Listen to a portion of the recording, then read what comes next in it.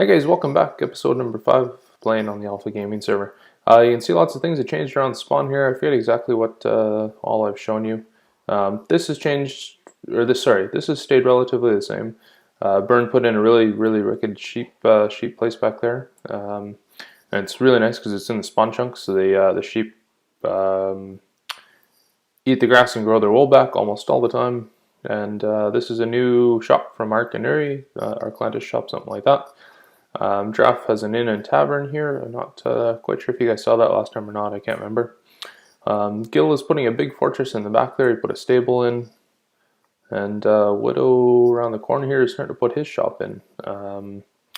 Yeah, I just came over to spawn to check the death games and to show you one last thing.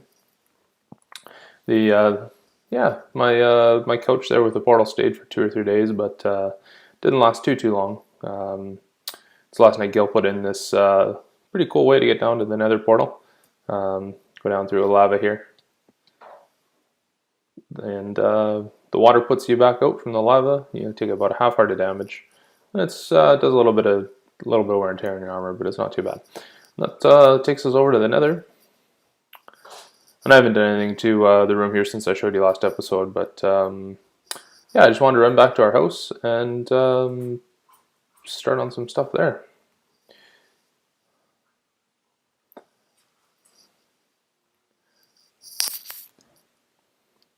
And I think today's goal for the episode, guys, is to get our sugarcane farm in and going. We're going to use a design by Mumbo Jumbo that's pretty much the cat's meow. It takes advantage of a couple of different things, and yeah, it's really the best design for really high efficient high efficiency, I guess is the right word for that. Yeah, so I started putting out a corner there where I wanted to go. I put some clay around it just so we keep with the color scheme around here, and yeah, I don't quite know how far over it's going to go and how far this way it's going to go. I'm just going to start putting the design in here, and then yeah, we can finish off the corners and stuff like that. I think I'm going to go get a bunch of stuff ready, guys, and I'll put in the first layer or two with you there. I don't think we're going to get too many layers on right now. I have a stack or two of iron, but I don't really want to go through all of it right now. Oh, there's my dog making a mess of things. Probably a good place to leave you guys. I'll get a bunch of stuff ready and I'll see you guys shortly. Hi guys, welcome back. So I got our sizing laid out, and I had to move our cattle farm just back about 2 blocks. It wasn't as bad as I thought even, and turns out that we got really lucky on this side. I had cut it exactly as wide as we need, which is a pretty miraculous feat. So yeah, what we're doing is we have 8 blocks in a diagonal, multiplied by 4 like that. And the idea is we're going to put sugarcane on top of each of these blocks. We're going to have a water source and then a piston to push it off. And we're just going to run a water collection channel just like we did underneath the squid farm over here. So we're going to have 2 pushers on either side running into a central row, and that pushes down into some hoppers down at the bottom. So what we need to do is get first of all, our water sources going for each of these blocks, and that means right there.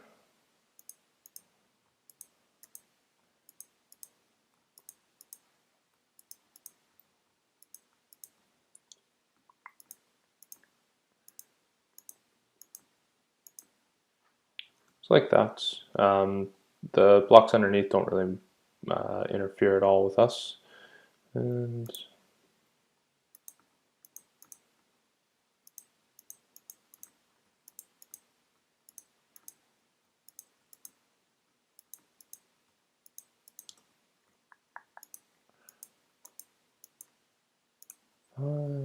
water.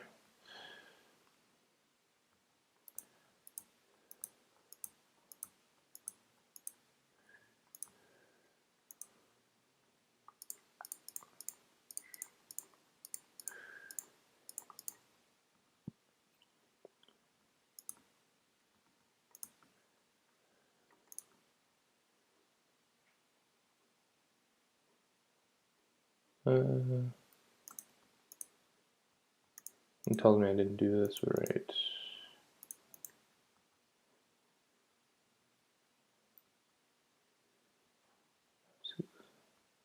One, two, three, four, five, six, 7, 8. 1, 2, 3, 4, 5, 6, 7, 8, 9. I have 9.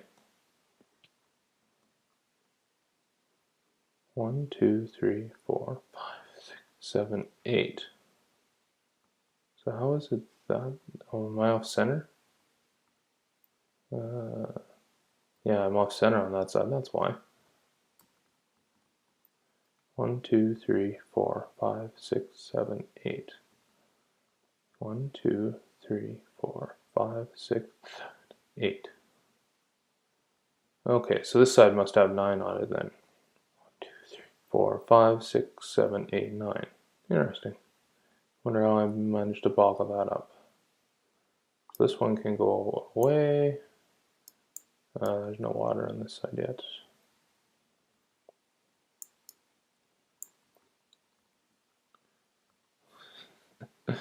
What kind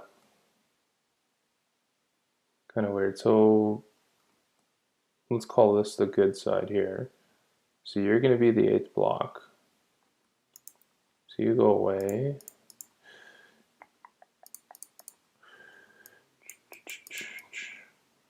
Take all this out and I'll start it again. 1, 2, 3, 4, 5, 6, 7, 8. So you're number 8, so you go in from here.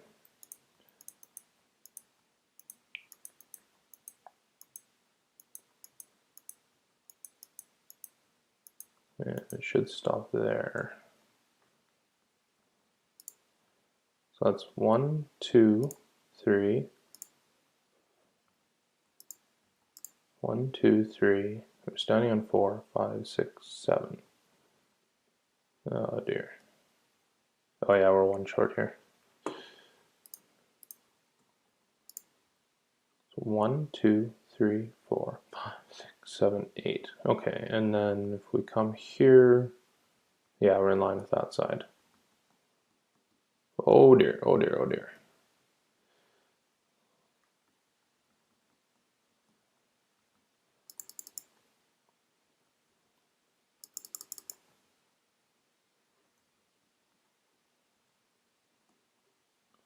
Okay, now this side. Oh my gosh. It's the ladder that keeps grabbing me as I'm trying to jump over. Oh yeah. We'll do this. 1, 2, 3, 4, 5, 6, 7, 8. By 1, 2, 3, 4, 5, 6. 1, 2, 3, 4. Standing on 5, 6, 7, 8. Okay. Then we just have to bring this wall in. So I lied. I guess I made that wall one too long. And there's some sort of mysterious block here that grabs me, and I can't figure out what it is, but not for too much longer. We won't be in its way. Okay. So back to where we were, which is putting water sources in.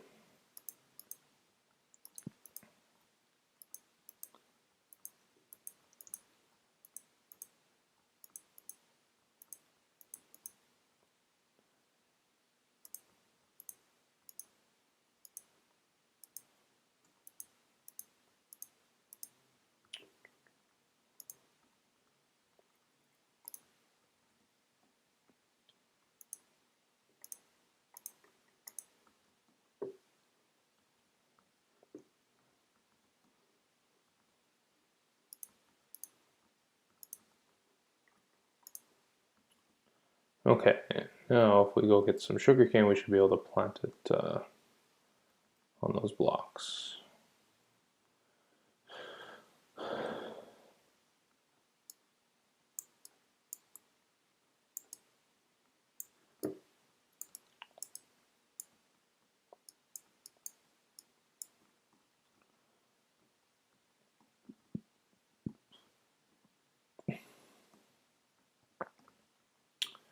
Okay.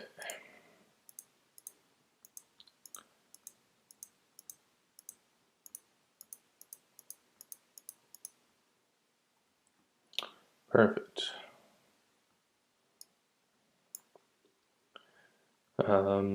Yeah, so it's pretty good progress. I guess the real advantage to this farm, um, what you do typically is you just run your sugar cane and your water source and stuff like that, everything in a straight line.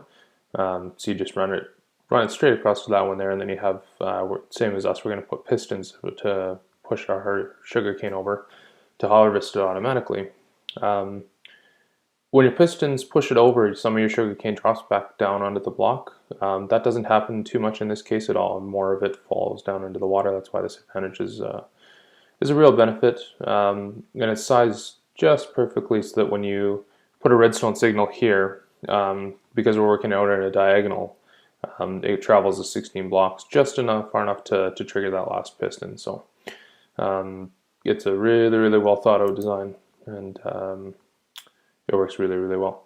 So what I'm going to do, guys, and actually the other thing is, aside from the blocks which the sugar cane is planted on, and all the rest of the blocks can be of a different color, and I might change those over to clay just to have things look better. Yeah, I think I'm going to do that. Yeah. So the next task for us is to craft up some pistons. Put water on the other side. I'm going to change those over to clay, and yeah, I'll come back to you just about the time we're ready to put some pistons down, and that'll pretty much be the first row of our sugarcane farm. So yeah, let me get some stuff ready. I'll see you guys shortly. Hi guys, welcome back. So while we were away there, I changed over some of the dirt to clay where I could. I think our stray block there that was kind of screwing me up has come because I went into the nether and back. So I think he placed himself back there, and the far wall there that was by one block I moved that in, and I crafted 32 pistons. I got some redstone, and I think we have enough to hopefully get our pistons in and do a quick show you guys how that works. So what I've started to do is place blocks over behind the sugar cane here, just over top of the water sources, just like this. And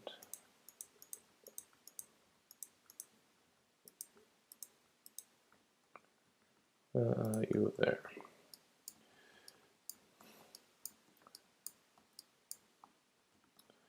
Okay, and then you have to go away. Okay, and then our pistons go on top of these blocks here.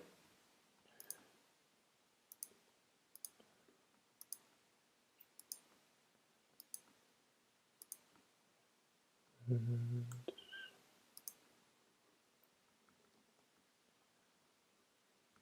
okay, let's get rid of you while I'm here. There's a couple clay I dropped.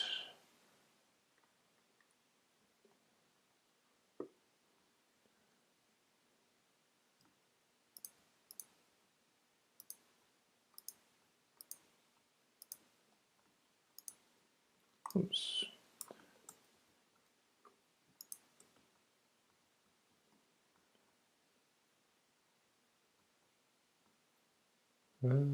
Yeah, I guess that's right. I was sitting there thinking that it's going to be an even number, but the 8th block is here, so it's an odd number. Okay, that works. So then the next thing is that we need to run a redstone line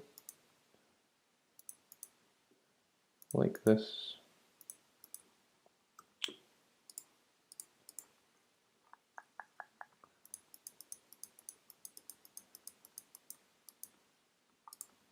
Up there, you need to come out.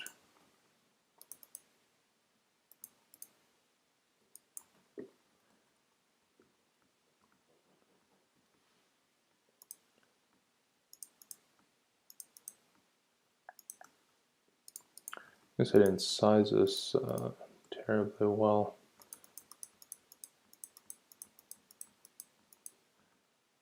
I'm gonna have to run our clay out a little bit further, I guess. No, it's not that big a deal, I guess. Okay, so now what happens is if we put torches down there, there, there, there, be there. There. So you can see all of our pistons are extended. I guess the button won't work for us, so that needs a lever.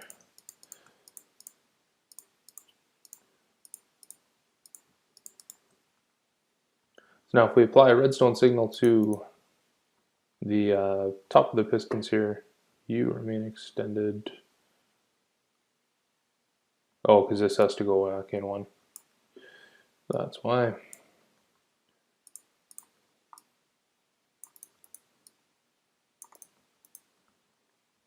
There we go.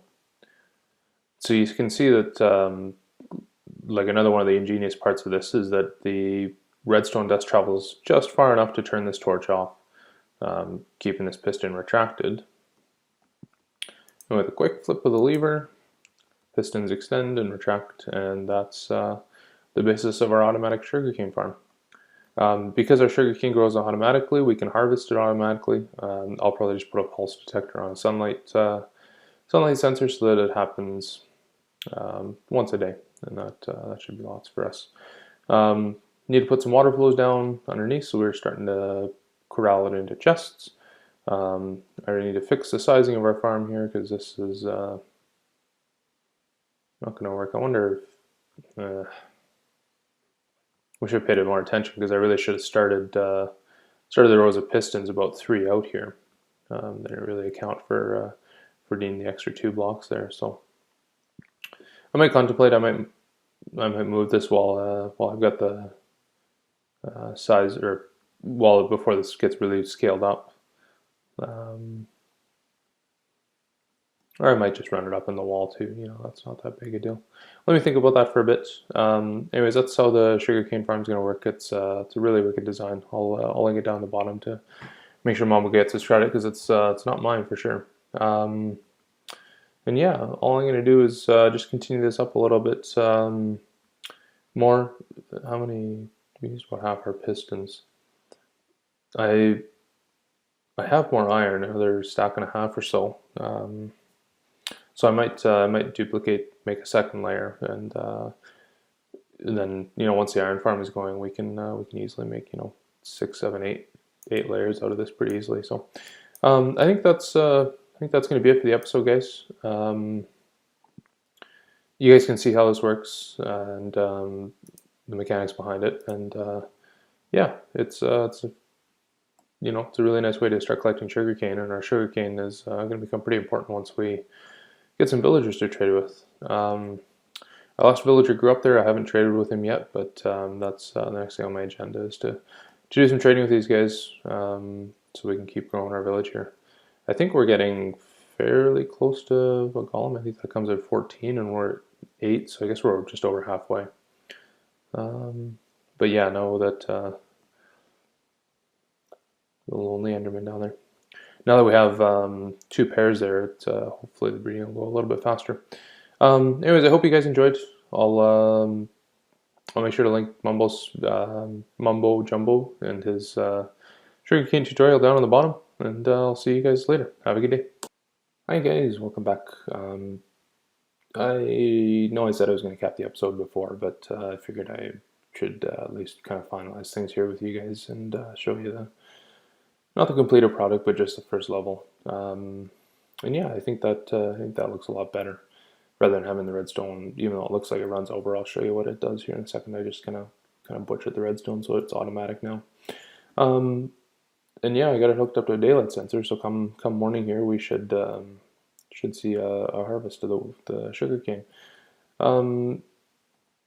So yeah, kind of where I left you off, I nudged everything over just a little bit, I guess 2 blocks, just so that this redstone at the back runs flush with the back wall here.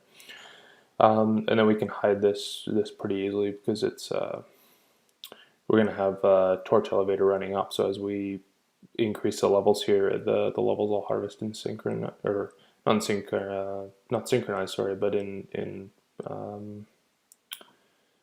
they're going to harvest one after another, going up, escalating, I guess. I don't quite know how to say that properly right now for some reason.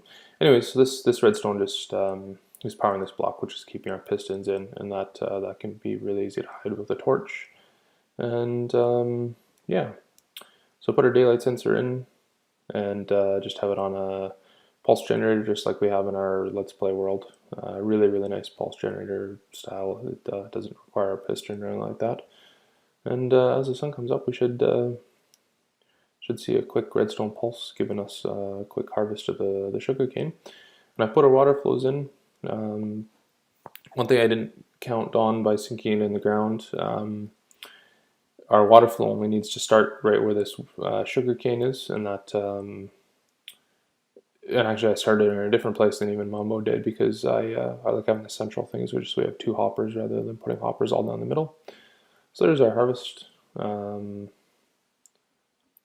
bad. I thought the last harvest I did, I had a fair amount jump on top of the pistons, but this doesn't look too bad. There's a couple over there, I guess. One or two. Anyways, that's a sugarcane farm. It's gonna just continue to run like that and give us plentiful amounts of sugarcane. And you can see a couple already grew back there. Yeah. The one thing I think I kind of overlooked in our squid farm, you can see it, but I don't quite know if I mentioned it with enough of a point, and that your squid will spawn in any water source blocks, and they don't get pushed like through water streams the way other mobs do, but they can't swim upstream, so eventually they'll come down, but they have to be in an air block to suffocate. So that's why the air block is over top of those hoppers there. And that's the same reason I put our water flow in the same way here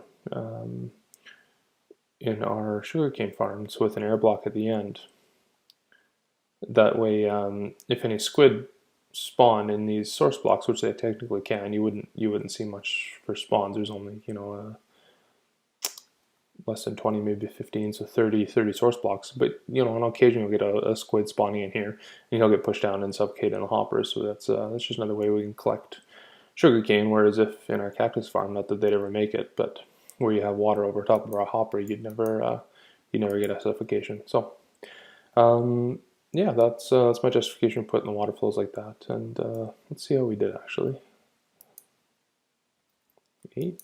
That doesn't sound right.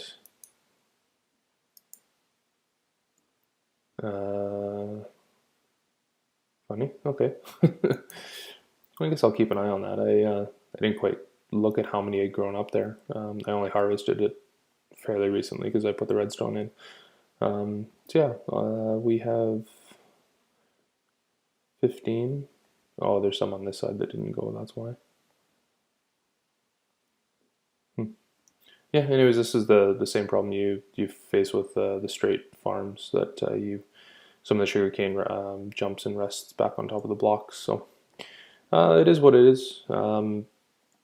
You can't beat fully automatic, and even if we do experience a bit of loss like this, it's still going to be collecting us sugarcane. So that's our farm. I'll put the link down in the description for where I copied it from, and yeah, hope you guys enjoyed, and I'll see you guys later on.